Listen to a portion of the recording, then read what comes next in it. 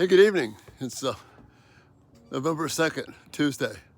Election day for some places. I was going to move on a little bit more in the passage, but I want to go back and revisit a little bit about what this morning, what we talked about worthless things. So the thought for the night is, what about pursuing worthless things? You see, Paul is making a big effort here under the direction of the Holy Spirit to warn us about worthless things. Again, familiar passage, but let's try and see what's really happening here. Do not be yoked together with unbelievers. And that's not just talking about hanging out with someone. It's buying into what they teach. Whether it's in education, whether it's in how you use your money, whether it's in the relationships that you have. See, what the unbelieving system is offering you are worthless things. That's what the passage is telling us. What do righteousness and wickedness have in common? What fellowship can light have with darkness? What harmony is there between Christ, the person of Christ, and Belial? And this reference to Belial is an Old Testament reference to Satan, which means worthless things, a worthless fellow. And isn't that what the world system, the people who hate God, who have turned away from him, whether viciously or just sort of, laissez-faire, they don't care. They're saying what we're pursuing and following God is of no account. But in reality, they are the ones that are selling things that are of no account, that are worthless. You see, Paul urges us to take hold of life that is truly life. Don't buy into these worthless things.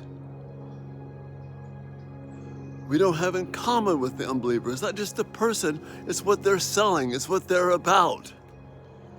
What agreement is there between the temple of God and idols? The temple of God is within. The mercy of God is within.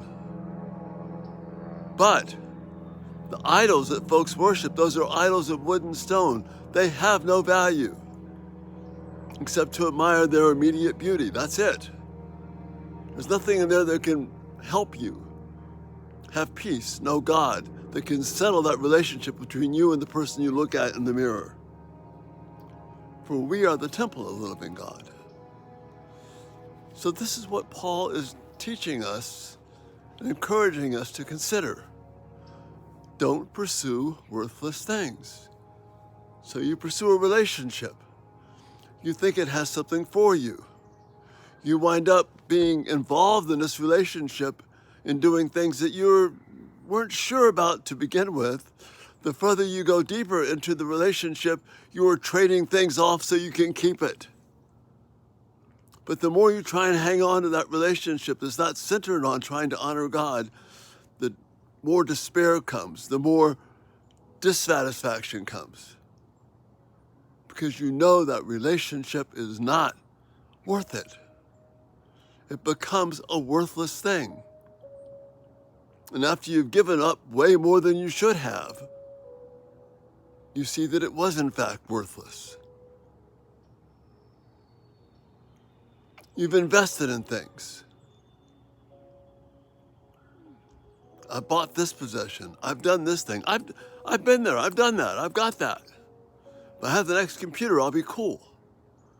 When I was a kid, if I just have the next whatever, things would be okay. But then as soon as you get it, something better comes along. And that thing, which was so much desirable, it was so desirable and so worthy, all of a sudden, it becomes a worthless thing. Because the enemy has tricked us into investing things that are not worth hanging on to. See, this is what Jesus says. Paul is just repeating what Jesus says in the Gospels. Which is better, a purse that won't wear out or a purse that will wear out? Duh, the one that won't wear out. Possessions where people can come and steal them, or they eat away by moths or rust and they're gone, or stuff that will last.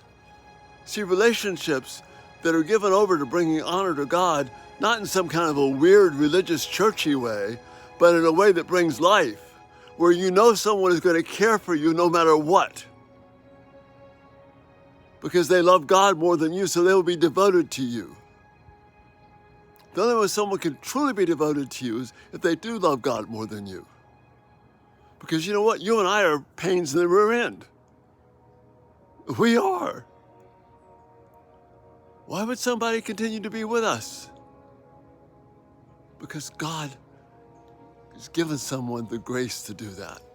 And yes, we see replications of that in our culture because of the image of God in man. Man is indeed a noble creature. We don't want to lose sight of that. But he can only reach his true level of mobility when he considers that he's made in the image of God and he does things to the glory and honor of God. If we're not doing that, we are chasing after things that are worthless, that promise worth, but never give it. Don't give yourself to a relationship that will ultimately turn worthless. Don't look for things that will ultimately turn worthless. Don't invest your time in things that are ultimately worthless.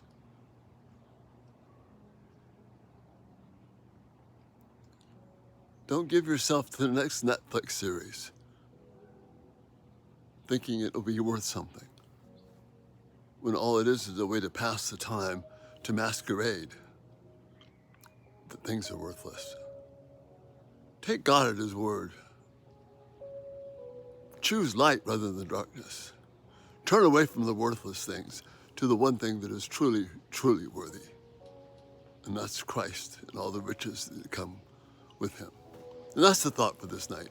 Thanks so much for being here. We'll continue looking at 2 Corinthians 6 tomorrow morning, Lord willing. Again, if you haven't subscribed, consider doing that. Turn on post notifications. These videos will come to you automatically. Check us out at everydaytalk247.com. Thank you so much. There's a great resource section there. Opportunity to support what I'm doing here.